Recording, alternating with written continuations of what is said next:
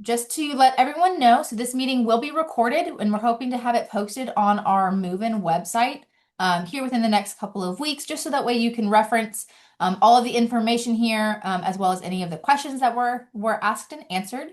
At the end of this presentation, we will have a Q&A session, so please hold your questions until the end, and we'll be more than happy to get those answered for you here at the end. So we might not take the full hour and a half. It depends on how many questions that y'all have.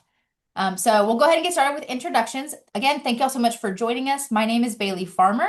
I am an associate director for Housing and Residence Life. So myself and my team help oversee all of the housing applications, the housing assignments, move-in, all of those great things. So if you have any questions regarding any of that information, I am happy to answer that.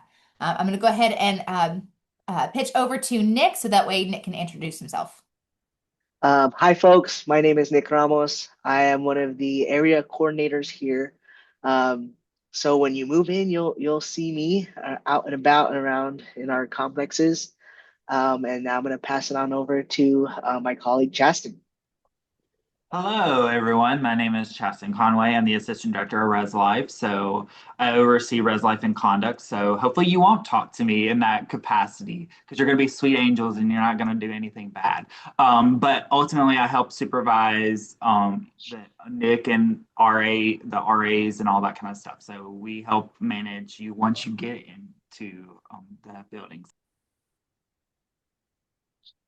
Awesome. So we'll go ahead and get started with the presentation. So today we're going to cover a little bit of the living on campus experience, the different events that are going to be happening throughout move-in weekend, the week and weekend, just so that way you can get engaged and get to see the campus experience. We'll also talk about some things in regards to move-in, so kind of high points, tips and tricks, and then answer, like I said, your questions at the end. So I'm going to go ahead and pass it off to Nick to talk about living on campus.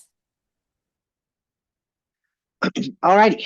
Well, while living on campus, you will encounter the five or hear about the five following phrases, right?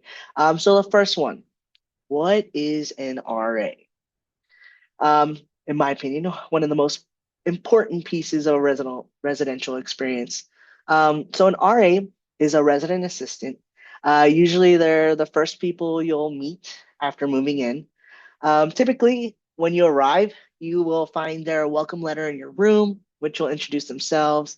They'll have QR codes posted around, inviting you to join their group meet. Their RAs are here to help you navigate campus life, answer questions, connect you to resources. But most importantly, they're here to help you build community on your floor. So throughout the semester, you'll see them host events. Think of these as your typical hanging out with friends type things. So these are opportunities to have movie nights, game nights, study sessions, other activities to help you get to know your roommate, your neighbors, other folks living on your floor. So I always encourage you all to attend those events, not only because the RA works really hard to put these on, but it's very important to get involved and get to know who's living with you and living on your floor. So on that note, if you have loved or once you get on campus, right, and you're loving your campus experience and living in the halls and the residential communities, and you're like, I really want to be an RA. I want to be an RA next year. So good news, we will have those types of informational sessions starting in November. So keep an eye out with flyers and emails as the semester goes on. So the next section here we have is roommate living. So for many of you, this may be your first time sharing a room, sharing a space with someone who didn't grow up with you in your household. So in these cases, right, communication is key. I know that that's a classic phrase we hear often, but it is true. Communication is the key to a successful roommate relationship. So I encourage you, if you haven't already, please connect with your roommate. If that's through the housing portal, decide how you'd like to communicate with each other, whether that's through text messages, social media, email, or I don't know what the kids are doing nowadays, but another method, right? and start talking with them. So before moving, it is encouraged to talk with each other and talk about who's bringing shared items. So items like a mini fridge, a microwave, area rug, right? Or even the first month's supply of toilet paper, you know? So it's always encouraged to reach out to your roommate. It also helps to discuss expectations early on. So things that are like sharing items, what's okay to share, what's off limits. You can talk about your schedules, your class schedules, what time you like to go to bed, morning folks, evening folks, even study habits and interests. Having these conversations now can definitely help prevent misunderstandings later. So when you arrive on campus, and if you haven't heard from your roommate all summer long, that is a-okay. There's plenty of opportunity to get to know them, to go to a welcome event with them, which I'll get into in the next slide. But so fear not or fret not. You will have an opportunity to get to know and talk with your roommate. Right? So the next section, or next point, is policy and contract reminders. My biggest piece of advice here is read your emails, right?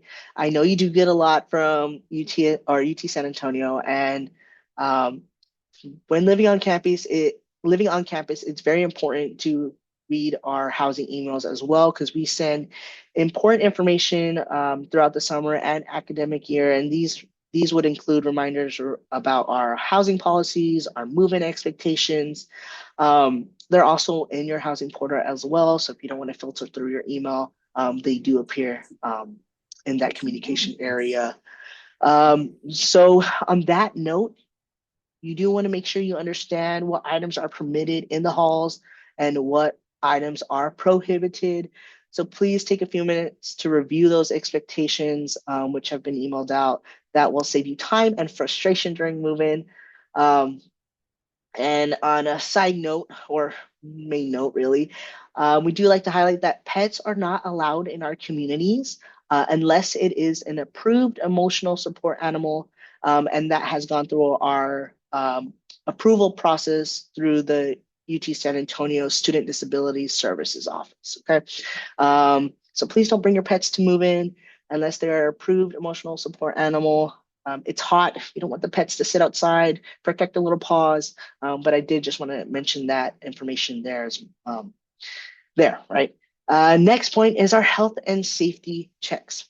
So once a semester, we have health and safety checks. During these checks, staff members enter rooms and to ensure that they are being maintained in good condition and to ensure that residents are following housing policies. We always communicate these health and safety checks in advance, primarily through email as well as posted flyers, as well as your RA, right? They will let you know that these are going on. So when you know, that these checks are taking place. In addition to health and safety checks, when you are submitting a work request or if something's broken in your room, our facilities team or maintenance team, or you have any maintenance concerns, right? They are allowed to key into your room to fix that issue. So there are reasons where we may have to key into the room before letting you know, just an FYI. And last point here, so fire drills. Each semester, we conduct at least one fire drill. With these drills, they are not announced ahead of time. That kind of defeat the purpose of a fire drill.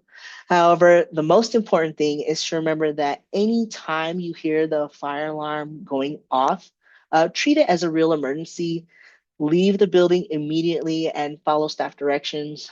Even if you think it's just a drill, always evacuate first and wait for further instructions. So these are just a few of the things that'll help you have a successful residential experience. So again, I encourage you to stay connected with your RA, communicate with your roommate, read your emails, and pay attention to the safety information. Doing these things will set you up for a great year in our residence halls. So you moved in, and you're putting away your stuff and you're like, what else can I do other than organizing my room? A lot, actually. The entire week of move-in, we have what we call welcome events. So each of our communities um, hosts a welcome event in the evening. So a good thing or an easy thing to remember is we all made them, organized them in a way rather that they are at the same time. So they're all 7:30 to 9:30 p.m. And we're kicking off with Guadalupe Hall on the 13th. And then the next day we'll have Blanco and Alvarez. And those will be two separate events. So if you live in Blanco and you want to start your evening there, and then you're like, actually, I remember Alvarez has an event, you can walk on over to Alvarez Hall to check out their event. Um, then we follow with Chisholm and Chapel Village Part 1. Um, then you'll notice that the 16th is missing. However, I will share what's happening on the 16th in the next slide. Then we move on to our block party, which is on August 17th. Honestly, it's one of my favorite kickoff events here in Housing and Residence Life. It's a huge event where we have music, games, free food, and it's a good time to meet your fellow neighbors or fellow residents living in the halls. And then we'll continue with Chisholm and Chapel Village Part 2. Um, and we'll conclude our welcome events with Laurel.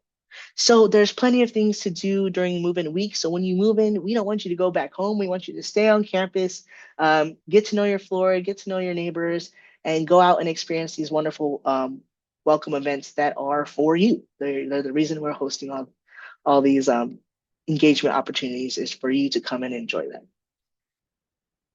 So, like I said, I would address the 16th, but before I get into that, after move-in, we have our floor meetings, which is August 18th. Now, we're going to introduce you with all the fun, and then we're going to follow up with some policy procedures and community reminders at our floor meeting. So it's very important that you attend these meetings. You'll also get to meet your complex coordinators. So these folks are professional staff that supervise RAs, and they run each community. So each community has a complex coordinator. So Guadalupe Hall, Alvarez, Laurel, they will all of them will have a complex coordinator, and they're hosting these floor meetings, and they will share the information with you. And then to conclude floor meetings, well, not to conclude, after floor meetings, we will have an involvement fair put on by our student involvement office. So you'll get to know the folks around you, and you're like, hey, I really love this in our welcome events. How else can I be involved with the university, right? Perfect opportunity is that involvement for fair. You'll learn about the campus organizations, the clubs, and you'll be able to fill in with your academics. You'll be able to fill in your time with some fun, right? Um, then after the 18th, we go into our RA community builders. So these start on August 20th. So these are the events that I was talking about earlier that RAs put on for their floor, their specific residents. They're generally on a smaller scale. So if you went to a welcome event and you're like, whoa, these big crowds are not my vibe, fear not, we do have something that will fit your vibe. Or if you have a really great idea and say you love Nintendo Smash Bros, right? And you're like, let's have a gaming event or a gaming night with your floor. Ask your RA, see what we can do, and definitely attend those community builders, and they'll let you know when they're going on, whether through flyers, group me, etc. Then we move on through Roadrunner Days. So on the 16th, that is the kickoff of the university-wide Roadrunner Days. That's called Rowdy Glow. So the entire university is invited to this event. It is super fun. And again, music, food, glow items, as the name suggests, right? So Rowdy Glow, that is August 16th. And I highly encourage you all to visit roadrunnerdays.utsa.edu to check out the other events, which we have a lot going on during Roadrunner Days.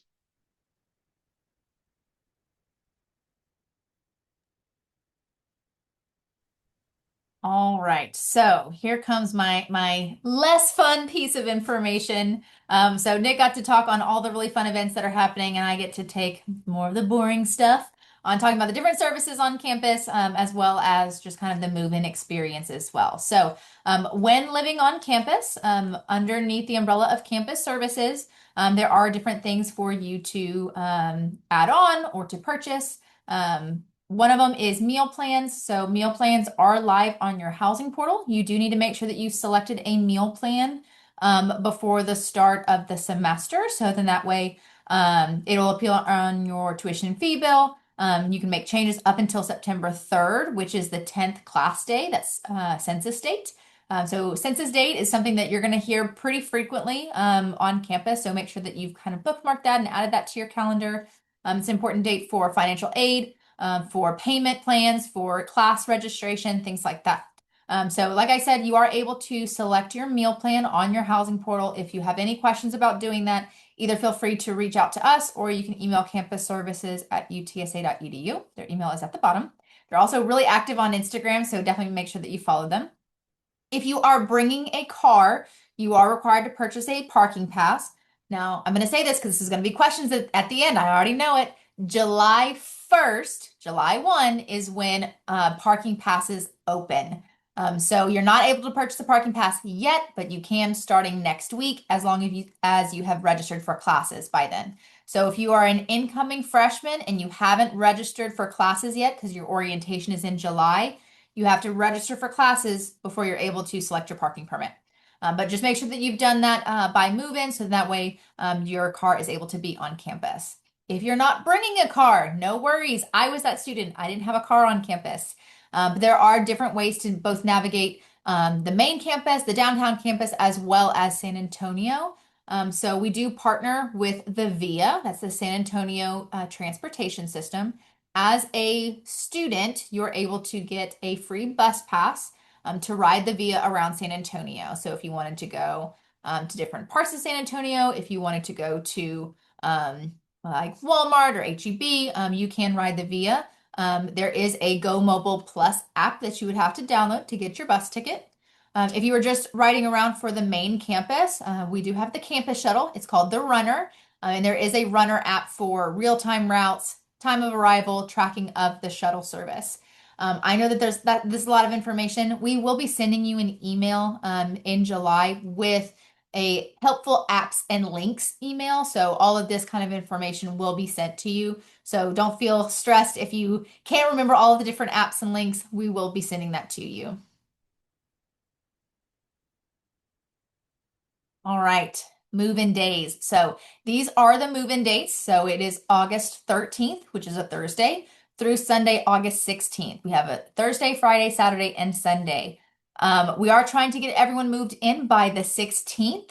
Reason being is because we've got Rowdy Glow on the 16th, and we want to make sure that you're able to participate in that as a student. Move-in is very structured, so only your community or your floor of your community is able to move in on your assigned day. Reason being is because if we had all 4,000 of you try to move in on the same day at the same time, those lines would be absolutely crazy. So we do close down specific parking lots and specific roads based on whoever is moving in on that date. So please make sure that you are coming in on your on your assigned date and your time slot that we will send you the information on. A quick note for students who are living in Chisholm Hall, Chaparral Village, or Laurel Village, there are no elevators. So please plan accordingly when packing. Make sure that you don't have a box of nothing but books. That gets really heavy. So please plan accordingly. If you are on the second, third, or fourth floor, that you will have to carry that up the stairs. We will have staff and volunteers to help you as much as possible, but please know that. So if you have any family members that are wanting to attend, but they can't wanting to attend move-in, but they can't necessarily navigate the stairs, please make sure that you're planning that accordingly.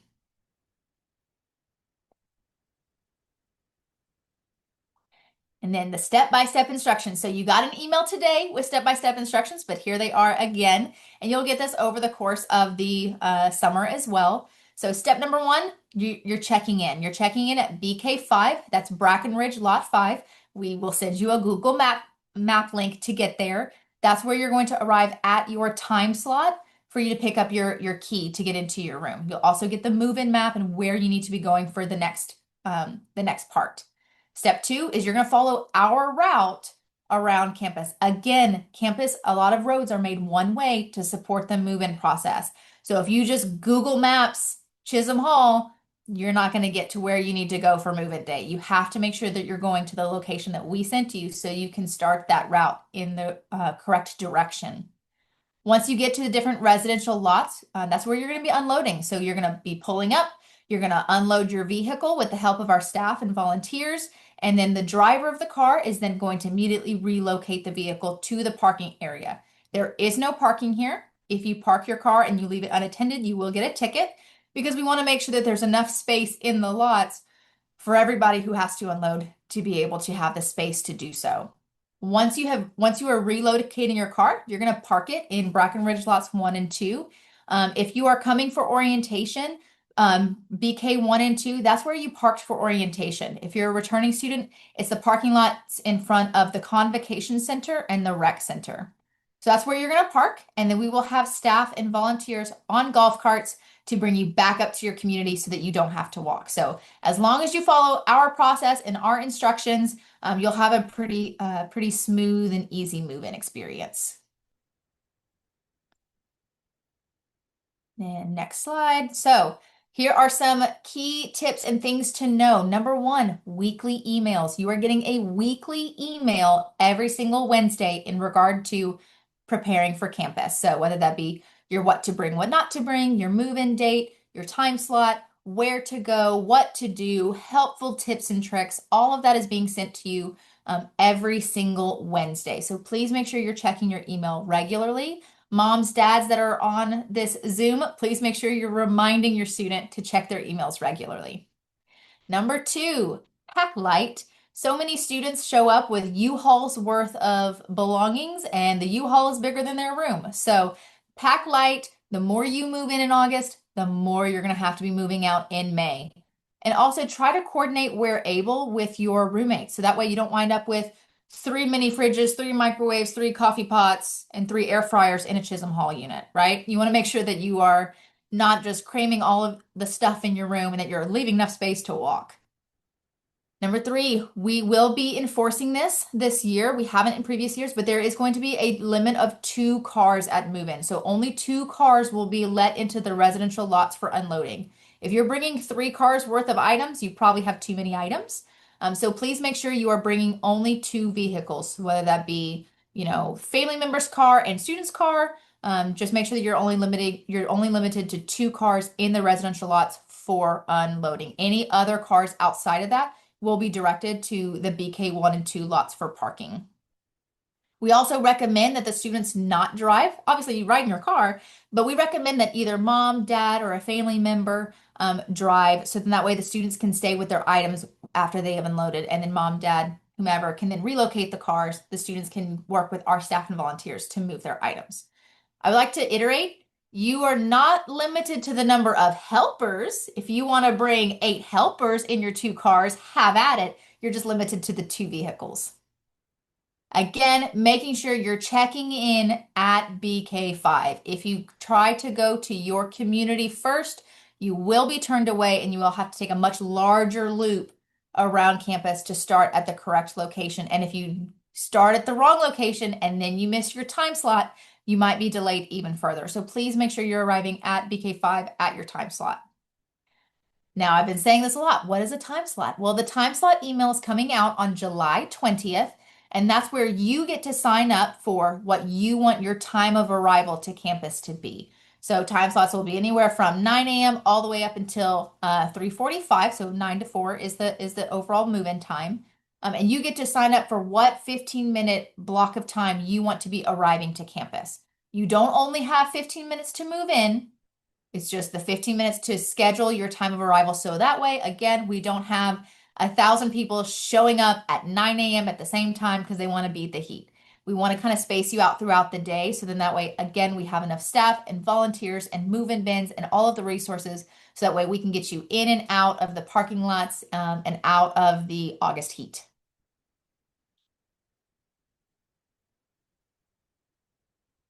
So before I move on to questions, I just want to do a quick plug. We will have another set of info sessions in July, so July 8th or July 22nd. Those two sessions are the same, so attend one if possible.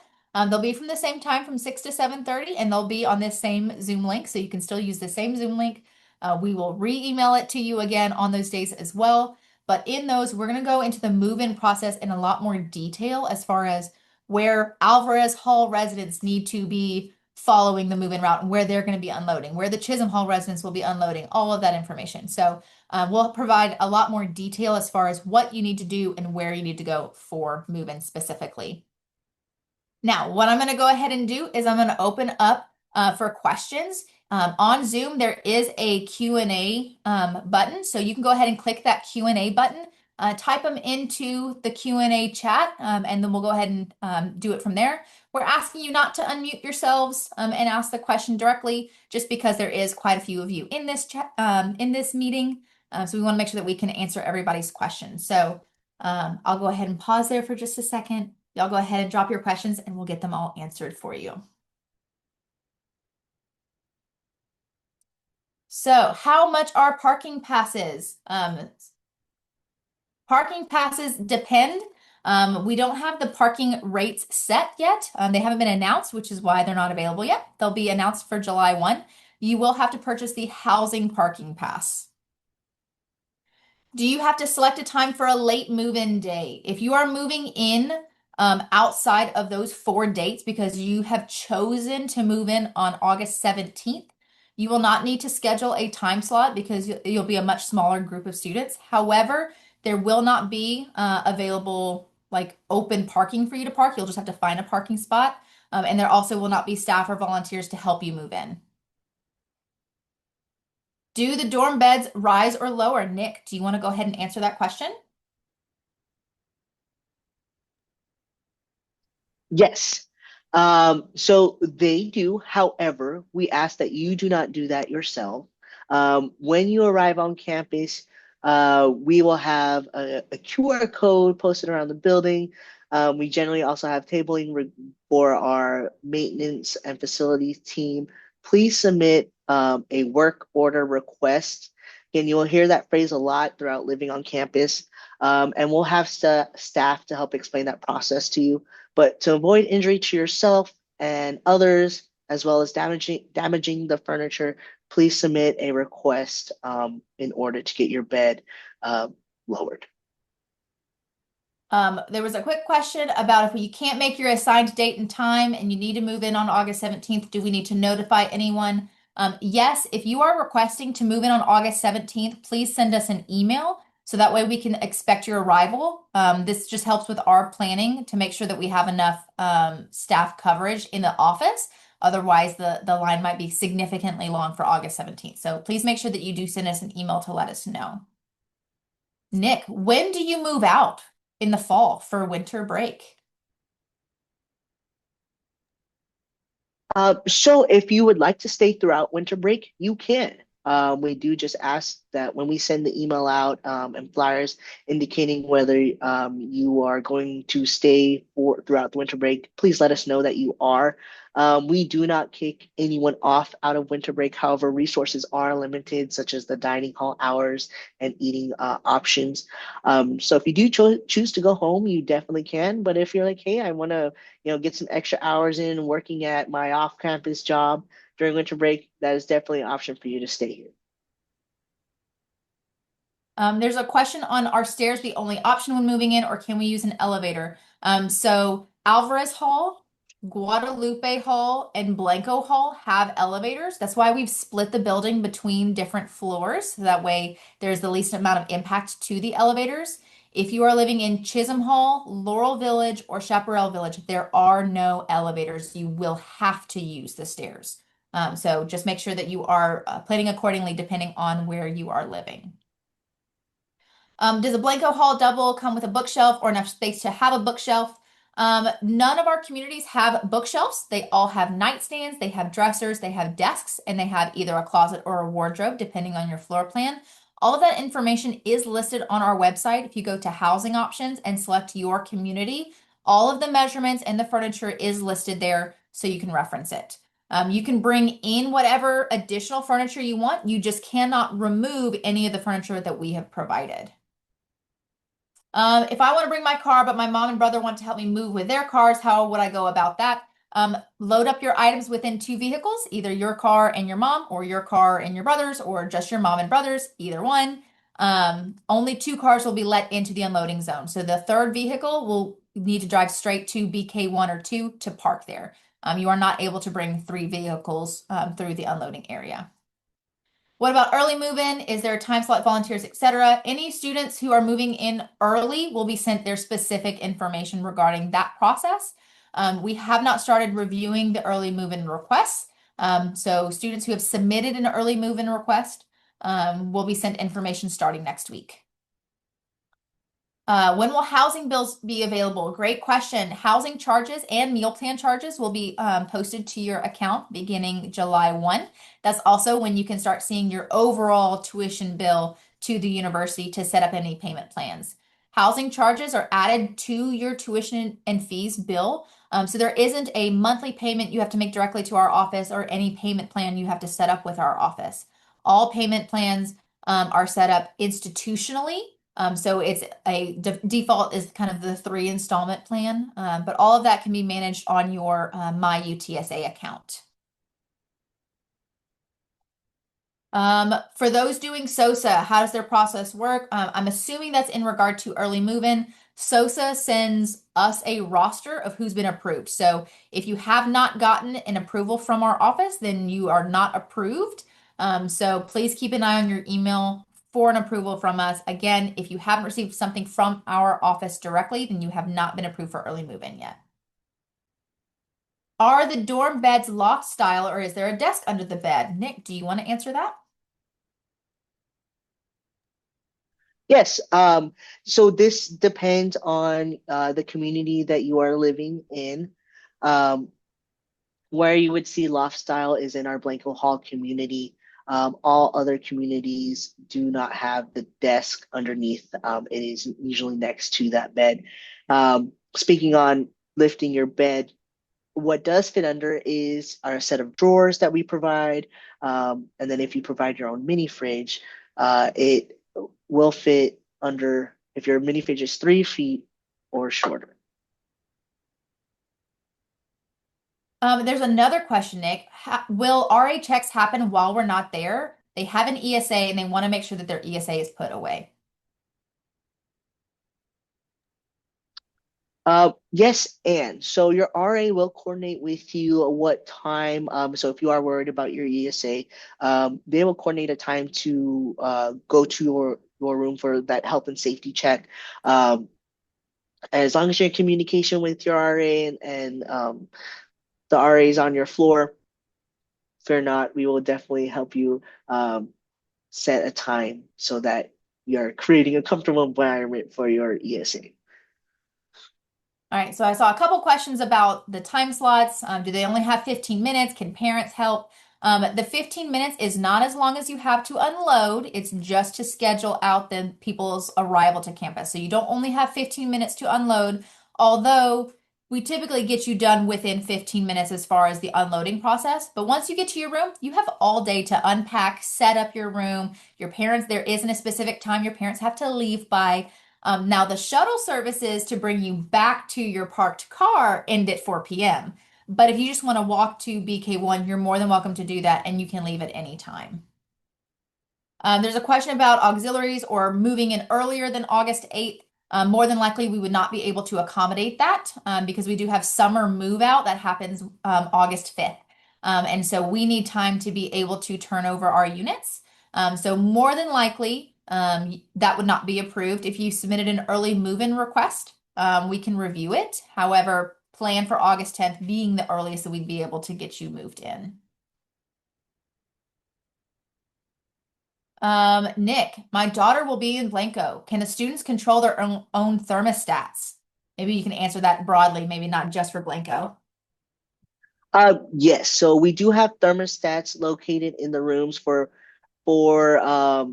some rooms. One roommate might have it For others, it might be in the shared room. Sorry, I'm rambling on that point. But yes, you are able to control your thermostat. So that is a great point to begin talking with your roommate, and kind of deciding what's that temperature we want to set it at, to have a comfortable living space for both.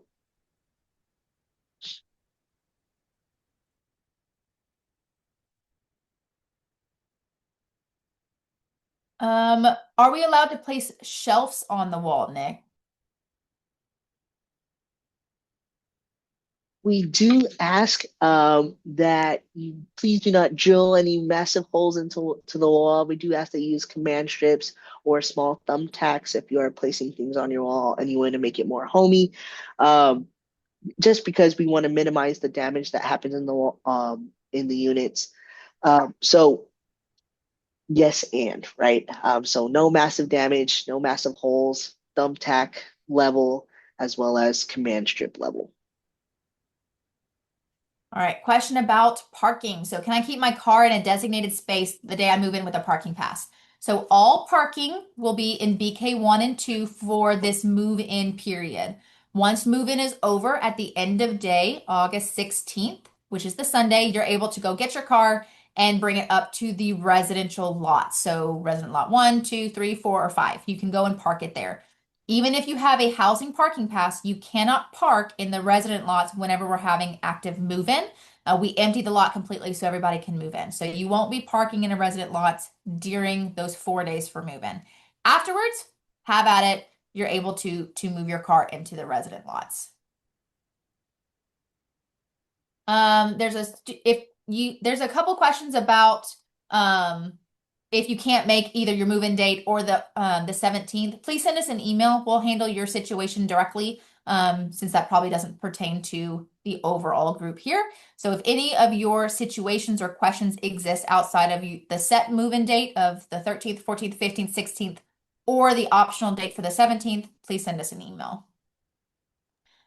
One of the Nick. questions I was going to say one of the questions that I see that's a really good one. What happens if you lose your key or lockout in your room? So the RAs that we talked about earlier, they're on call. So there's always a staff member that's on call. There's even a supervisor that's on call. So if you're needing access to a key, we will be able to, you'll call the RA on call and then phone numbers will be posted throughout the building. You'll call them. They will come and help you get back into your room. Nick, are electrical pots allowed in CHAP or in any of the communities? I believe I hope you're referencing a electric kettle. That makes sense. I'm not too sure. However, if it does not have an exposed heating element, it is generally allowed. But I do recommend reading um, going through your email and looking at that list of what to bring and what not to bring, and to gain a for sure answer if I'm misunderstanding the question. So yes, at the same note, can I bring an air fryer? Yes. Do read through our policies as well, because depending on the community, you may not be allowed to use that in your room. So for our kitchenettes, so in Laurel and Chapel Village, you can use that in your kitchen. For our Alvarez and Blanca rooms where they don't have windows that don't open, we do ask that you use that in our shared kitchen spaces.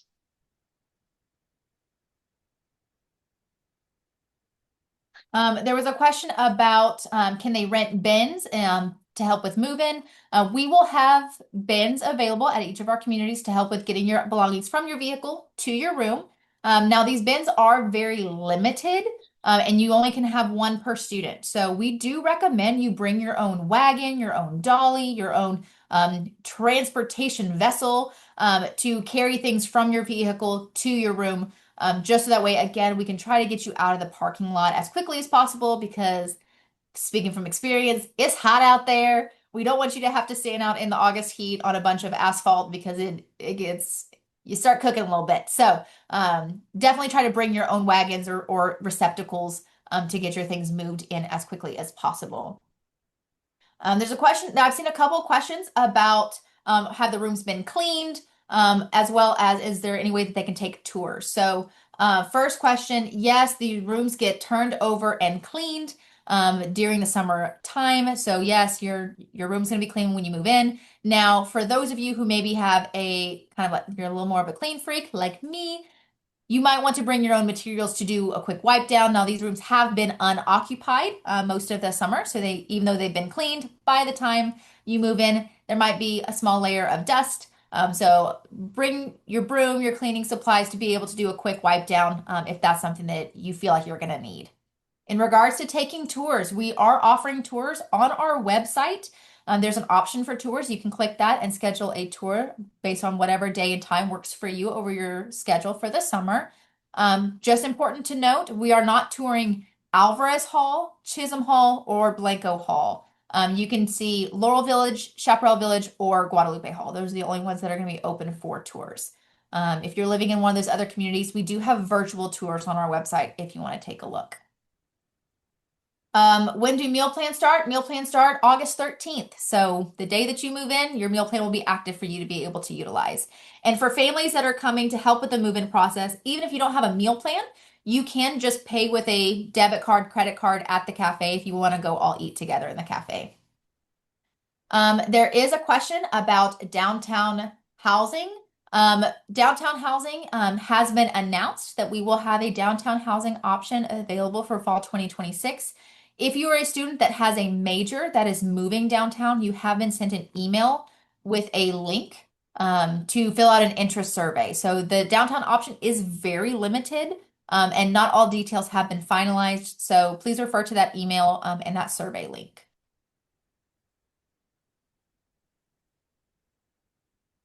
Are there communal bathrooms for each floor and are bathrooms or showers separate? So it depends on the community. I'm assuming you're talking about either Guadalupe Hall or Blanco Hall. Those are the only rooms or the only communities where there is a community style restroom. About 15 to 19 students share that restroom, but I like to describe it more as like a Buc-ee's restroom. So it's a bay of sinks and then individual toilet and shower stalls. The shower stalls and the toilet stalls have floor to ceiling walls and a floor to ceiling door that locks from the interior. So it's not like what I like to joke. It's not like in Pitch Perfect where someone's going to pull the shower curtain back and start singing with you, unless you leave the door unlocked, in which case I guess you wanted that experience. But no, all of the individual stalls are fully self-contained and lockable. So they are essentially fully private. Any of the other communities, so Alvarez Hall, Chisholm Hall, Laurel Village, Chaparral Village, all have restrooms that are shared just between you and your roommates. And Alvarez Hall is one side of the building only for girls or the other side only for boys. I'll answer that. So all of our communities are co-ed, meaning that there are boys and girls that live throughout the entire community. Each individual unit, so between you and your roommates, are same gendered, based off of the gender that you listed to the university. So you will have a same gendered roommate. If you are in a community where there is a shared bathroom, such as Guadalupe Hall or Blanco Hall, the bathrooms are also same gender. So you're clustered in cohorts of the same gender. But there could be, your same gender is, to the left of you as far as your neighbor, but there could be opposite gender on your neighbors to the other side. So the overall floors, the overall communities are co-ed. Questions about coming back and dropping more stuff off after move-in. Yes, you're always welcome to come back. Parents, if you forgot something, if you want to make a quick Costco run from down the street, you're able to come back. You just wouldn't be going back through the unloading process indefinitely. So we do close the lots down eventually by the end of the day. And again, it is still limited to that same car limit. And you still have to have the same like parking pass hang tags that we provide to you. So just some things to note there.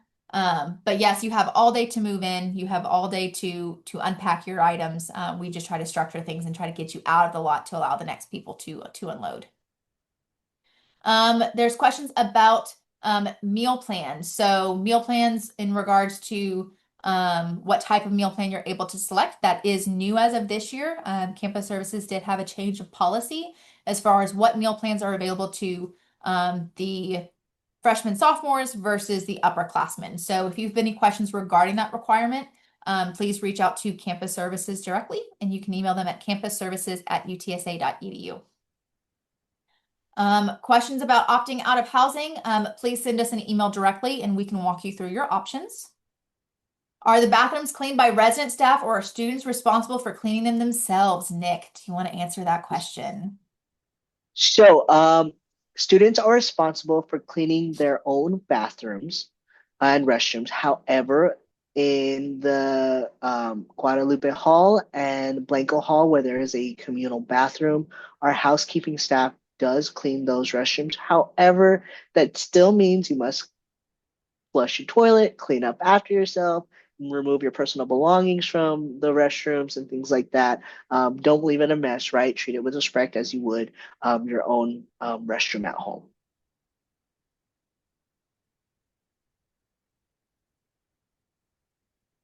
Meal plans for early move-ins. Is it available for those kids? If you are moving in early, I think you're able to use your dining dollars for the dates that your meal plan may not be active. If you are a part of a special program or training, oftentimes, don't quote me on this, but oftentimes they provide meals or snacks depending on the department and what they have you doing. So I would just check in directly with your program if they're going to be providing that to you for the 3 days. If not, I do believe you're able to use your dining dollars. Oh, great question. A question about the PO box, or do we have a PO box outside?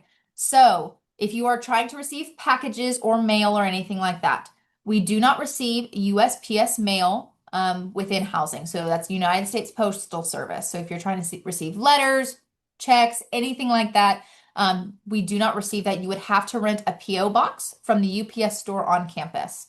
If you're just wanting to receive like packages, like 99% of y'all are just receiving Amazon packages. Those we receive at our different offices. We'll receive them at the front office and we'll send you an email saying, hey, you have a package at the Chaparral Village front desk. Please come and pick it up. So, packages we receive, if it's from Amazon, DHL, UPS, FedEx, those kinds of things, we just don't receive USPS mail. What are To cases where you answer, would have to?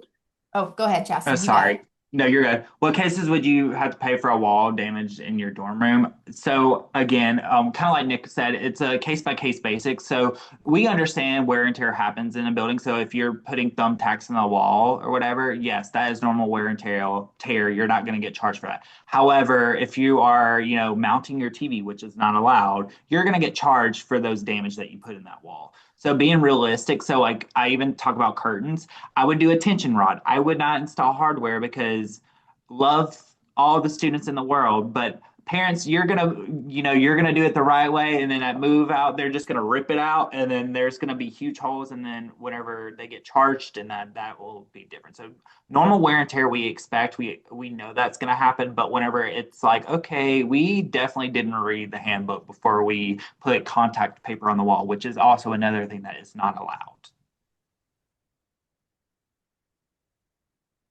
And then Nick, did you want to answer the question about laundry on campus? Yeah, absolutely. So laundry in all of our communities is free. So you do not have to pay to use the washer and dryer. I will give some suggestions and guidance. Please, please, please set a timer when you are using our laundry facility. Don't forget your clothes in the washer and our dryer because it is a shared space. You are sharing it with all the other folks in your community.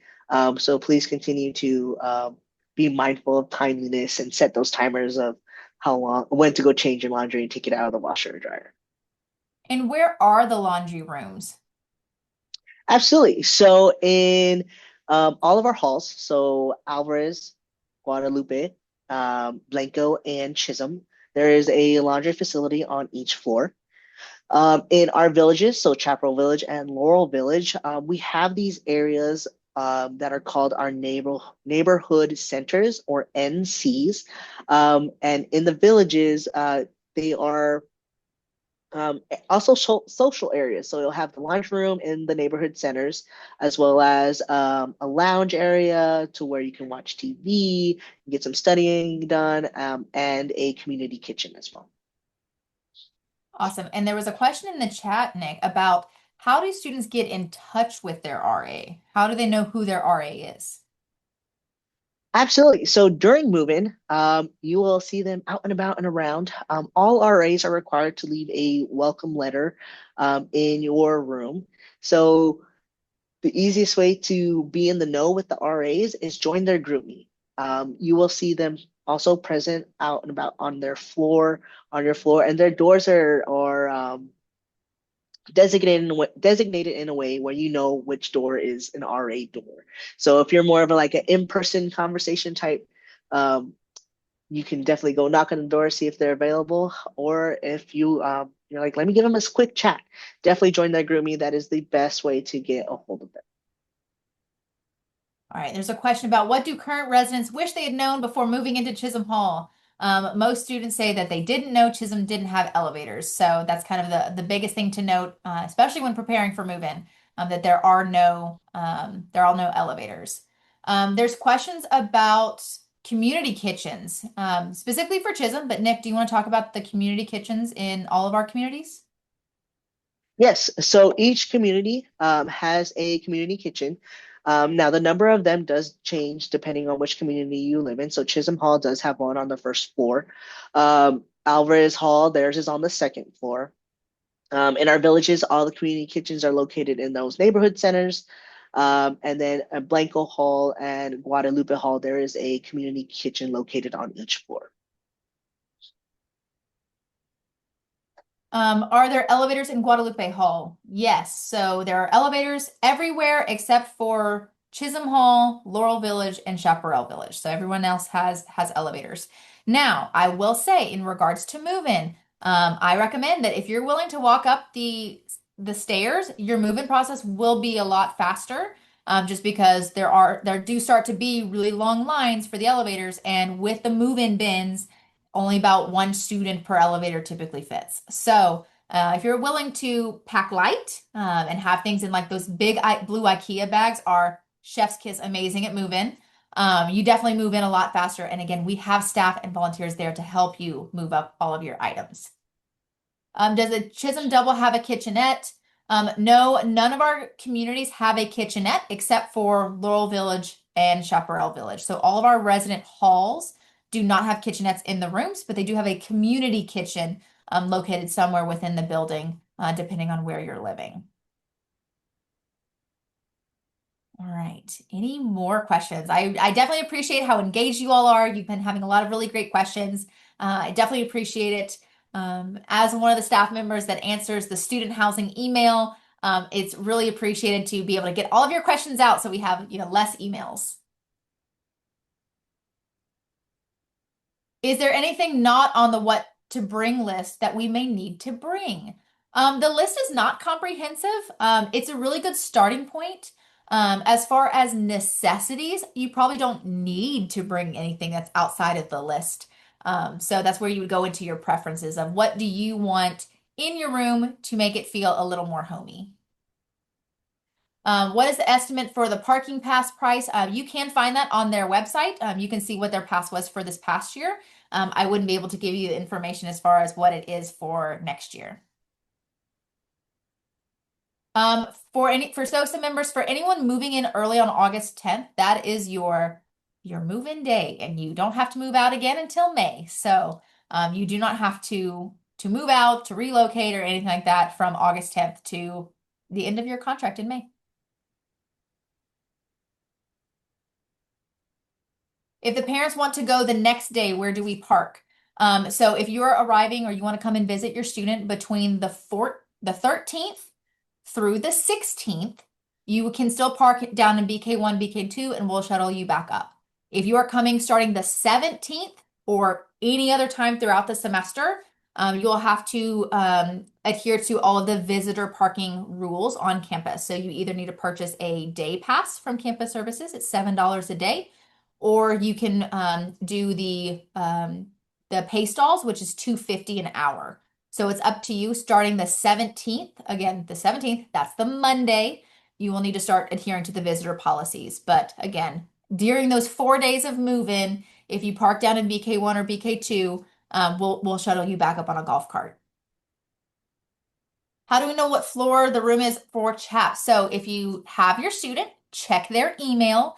On their assignment email, they got their room assignment, and then directly underneath it said, how to read your room assignment. And it tells you how to read what building you're in, as far as, like, say, Chapel Laurel, because there's multiple buildings, as well as what floor you're in, what room you're in, what bedroom you're in. So all that information was provided to your students, so have them check their email. What accommodations are available for diabetic students? Depends on where you're living. If you need any type of refrigerated medication, we recommend reaching out to us and we can walk through your floor plan as far as what you may already have provided in the room. If you're in Laurel Village or Chaparral Village, you already have a full-size fridge, like a residential fridge, in your unit. So you will have a place for that. Most other students who are in a residence hall end up choosing to bring their own mini fridge, and so they just keep their medication there. If you need higher level accommodations for something else, again, please reach out to us and we can figure out a way to best accommodate you and your needs.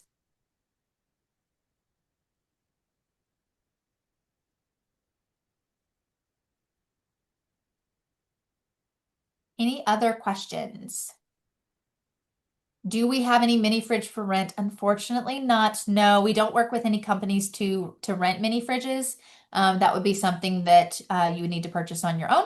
I do know today is Prime Day, so you might get a good deal if you look on Amazon today. Or depending again on your floor plan, maybe you can coordinate with your roommate and you can share the cost of a mini fridge. So then that way you don't have to purchase multiple.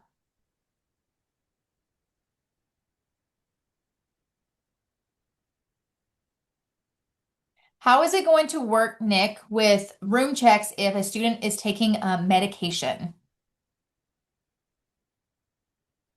So, for on that note, if for prescribed medications, um, we are not checking like your personal medications. We are checking to make sure that the condition of the building is of the room is in good standing, to make sure that all policies are being followed. Um, an example of this would be you walk into your unit, we see that your towel rack has been, has fallen off, right? And if maybe it's because you don't know how to submit a work request, and we will help walk you through that, right? Another example would be is folks love to have their rooms smelling really nice. Um, and traditionally at home, we would usually turn to a candle. However, in our residence halls and all of our communities, candles are prohibited. So that would be typically the time frame when we're letting the resident know, like, hey, this is not allowed. I'm going to come back and check to make sure you remove it, so you can follow our policies. I see the question here. What is the best way to reach your roommate? The best way is, again, through that housing portal. You can reach out to them there and kind of go over what's your preferred communication. So do y'all want to exchange numbers, Instagrams, Facebooks, if that's still a thing? If they haven't reached out yet, that's a-okay.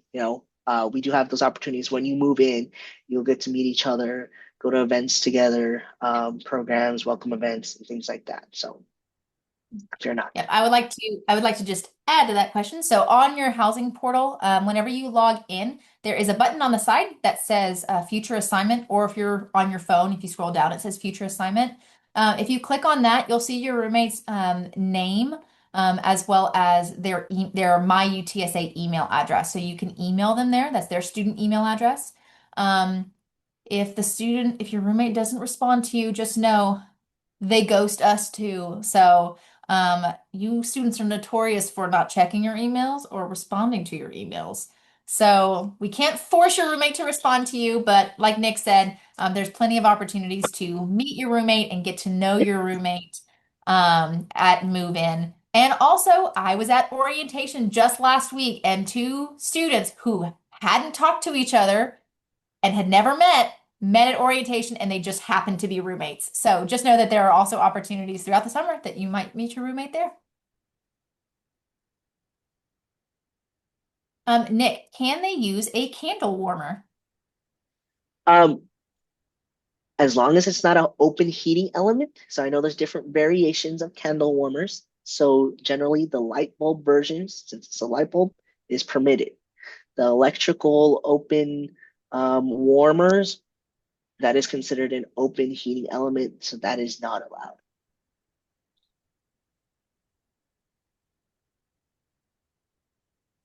Nick, what should you do if you don't feel safe or comfortable with your roommate?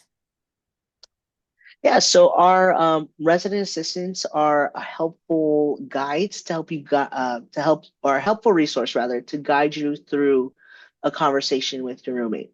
So if you're a bit nervous on having a conversation one on one, they're there to help you walk through it, and they'll have if it's an introductory meeting or things like that, they'll help you communicate with each other.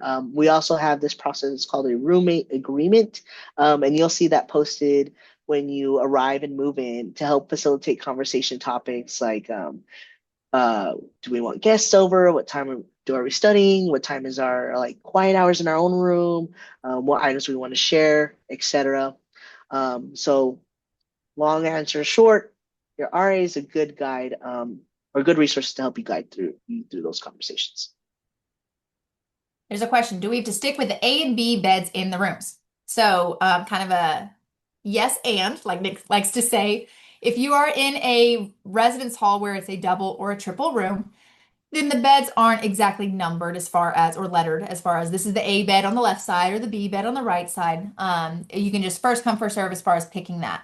If you are in the villages where there is an A bedroom and a B bedroom, C bedroom, D bedroom, etc., then yes, you do need to stick with your assigned room because if I'm assigned to room A and I decide actually I really want to be inside B and I go to, and move into side B, and Nick is like, well, I guess I'm going to be in A then. And Nick moves into side A. If I do a ton of damage to side B because I put up contact paper and made a ton of holes in the wall, Nick is going to be the one charged for them because that's the room he was assigned to. So if at move-in you and your roommate decide to switch bedrooms, that's okay, but you have to let us know so that way our records are updated. So that way, if for whatever reason your roommate creates a bunch of damage into the room that you were assigned to in our system, you're not the one liable for it. So, but if you're in a residence hall, then it is just kind of, since it's one singular room, you can just pick which side that you want to be on first. So we have about like 20 more minutes. Are there any other questions?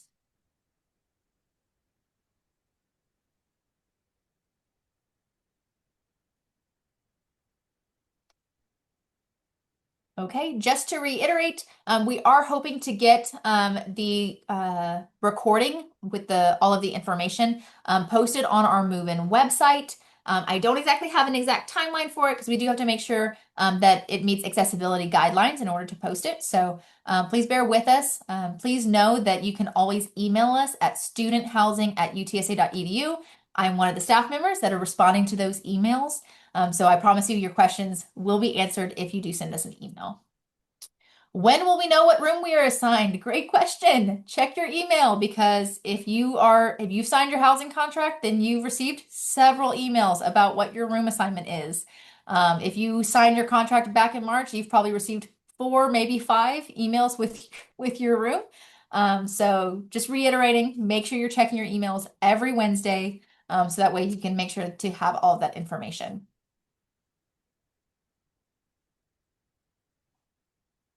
Any other questions?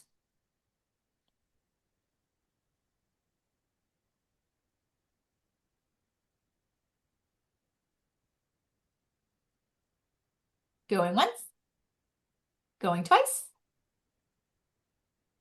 Awesome. Well, thank y'all so much. We'll go ahead and end a little early since I guess we just answered all the questions that y'all have, and you're going to have a great moving experience because you already know what to do now. So thank you so much for joining us. We really appreciate it. If there is any questions, again, if you have questions that we didn't answer here, or if you have any feedback that you would like to provide to us about this presentation, feel free to shoot us an email. I would love to hear from you. But thank you so much for your time today, and y'all have a great rest of your night.